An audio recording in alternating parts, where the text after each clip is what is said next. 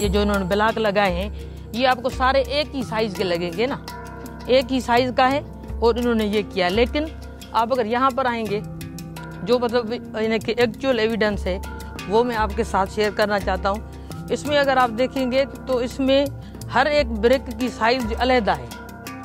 तो और कुछ ना ही सही तो हमारा जो आर्कियोलॉजिकल डिपार्टमेंट है या जो सिंध का आर्कियोलॉजिकल डिपार्टमेंट है उसको ये करना चाहिए था। भले इसमें सालों लग जाए, कोई इशू नहीं है, लेकिन ये है कि मिसाल के तौर पर ये एक ब्रिक है, जिस साइज में है और जिस नहज में है उसको वहां पर वैसे रखना है।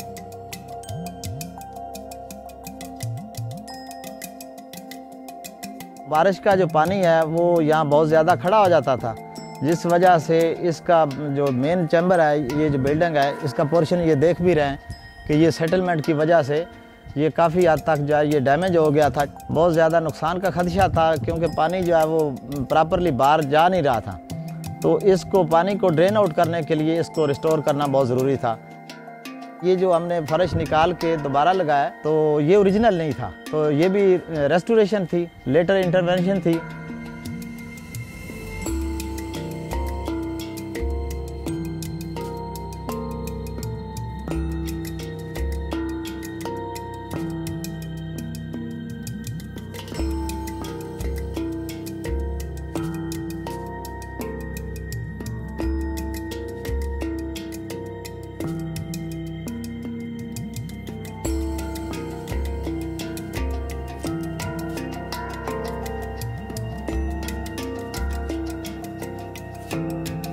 इंटरनेशनल कंजर्वेशन के उसूल हैं या रेस्टोरेशन के उसूल हैं, उनके तहत इसको रेस्टोरेट या कंजर्व करना या प्रिजर्व करना, उसके लिए हमें जो है बुनियादी जो यानी कि स्टडी है वो करनी चाहिए।